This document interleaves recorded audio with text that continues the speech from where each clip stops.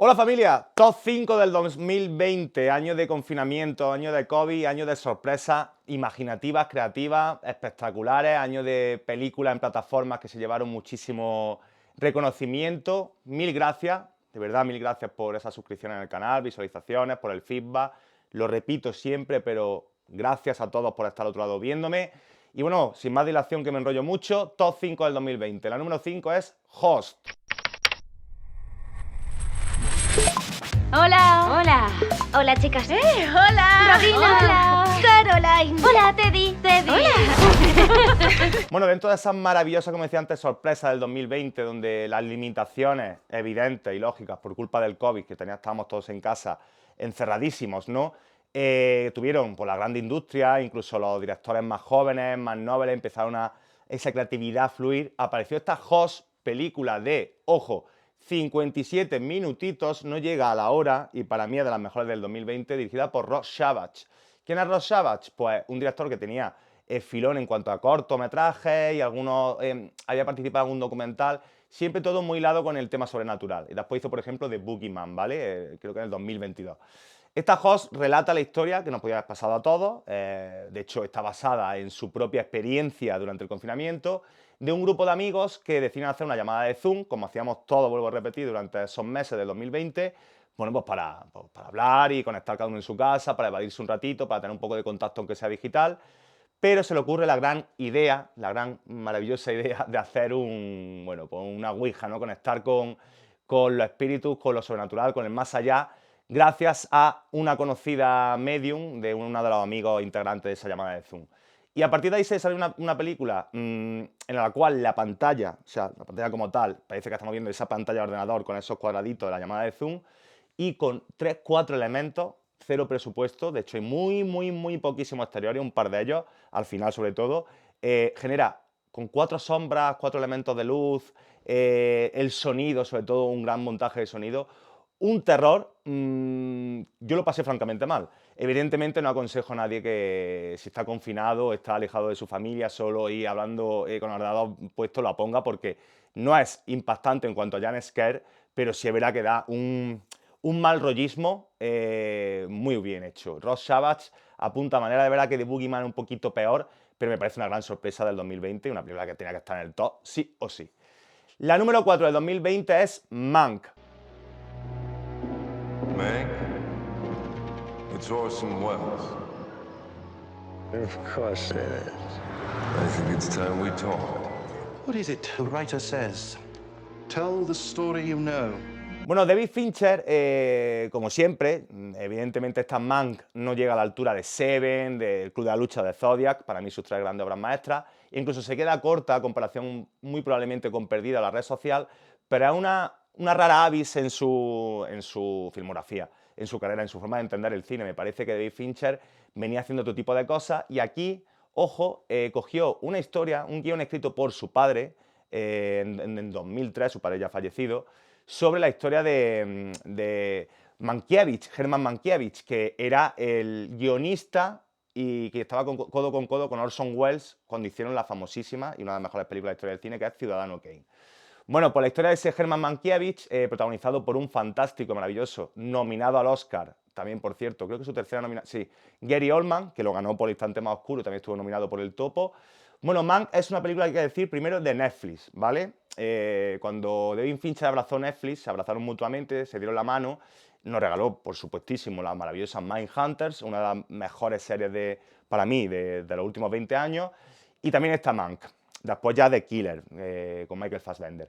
Bueno, pues blanco y negro, una historia íntima, una historia personal, un retrato, un biopic, algo, como bien decía, muy diferente de la carrera de David Fincher, que venía regalándonos sobre todo su género predilecto es el thriller o películas de otra índole, 100%. Aquí cambia el registro por completo, con una Amanda Seyfried también como acompañante de Gary Oldman, que tiene un papel muy importante, me gusta mucho su papel, y Gary Oldman, pues una vez más caracterizado, con esa capacidad de estar un poquito pasado de vueltas, pero sabiendo contenerse en qué momento sí, en qué momento no. Una película que hay que ver, sí que es verdad que es cierto, que tienes que haber visto recientemente Ciudadano Kane, tienes que saber un poquito de la biografía de Orson Welles, un poquito de los entresijos de lo que fue el rodaje de esa película, porque si no te puedes perder un poco con Stan Mank. Porque, bueno, pues es para espectadores que ya conozcan algo anteriormente. ¿Qué quiero decir con esto? Que probablemente estás viendo la película y dan cosas por hecho, ¿no? Que si no las sabes esos datos, pues te puedes perder un poco. También por la cantidad de nombres, de datos que se aportan durante la trama, que bueno, que al final es un guión, vuelvo a repetir, del padre de David Fincher. Y yo creo que Fincher, como cualquier cineasta de su generación, pues ama a Orson Welles, ama a Ciudadano Kane y por supuesto es un homenaje a su padre fallecido. La número 3 del 2020 es Nomadland.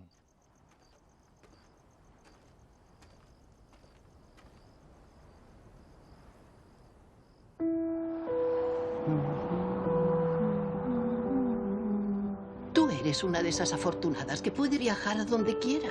Sí, señora, ya lo sé. Y a veces os llaman... Bueno, ganadora al Oscar, directora, película y actriz. Esta es Nomadland. Totalmente, no por el nivel de la película, a mí me parece bellísima, me parece un peliculón, una obra maestra, me encanta, pero sí por el presupuesto, por la distribuidora, por el corte independiente, por lo que cuenta, por quién es la directora. Me parece que es una película que fue una gran sorpresa que fuese la gran galardonada también en Venecia, en fin. Nomadland cuenta la historia de Frances McDormand, tercer Oscar aquí de su carrera, ya sabéis, Fargo, 3 anuncios la afuera y Nomadland, 3 Oscars, igual que Meryl Streep.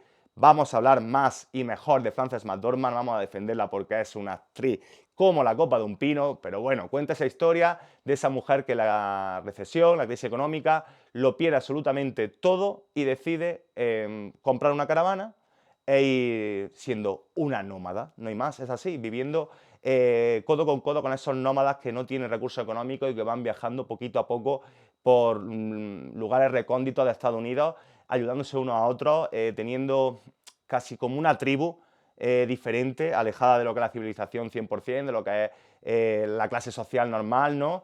Y la verdad que con ese aire semidocumental que nos da Chloe Zhao, la directora asiática, que ya en The Riders, que es, bueno, para mí su obra maestra, demostró tener muchísima habilidad para, siendo ficción, mostrar cosas que parecen prácticamente un reportaje documental de cualquier investigación periodística, porque aquí, además, se rodó en 4 meses la película y se rodó con algunos nómadas reales como extras que convivían con los actores, con Frances McDormand, vivían en esas caravanas, esas autocaravanas, dormían, y un rodaje muy rápido, poco presupuesto, pero muy demostrando que no hace falta mucho para dar, no hace falta prácticamente nada de presupuesto, nada de grandes medios, grandes distribuidoras, grandes producciones para dar mucho en la pantalla, porque yo creo que es una película súper íntima, esos primeros planos de Frances McDormand mostrando la desesperación, pero a la misma vez la alegría por esa libertad, ¿no? Una película al final una oda a la libertad y una oda a romper el sistema que tenemos. Tenemos que tener una casa, tenemos que tener una familia, tenemos que tener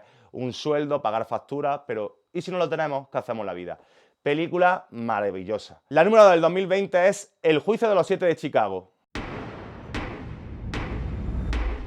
You know why you're on trial here?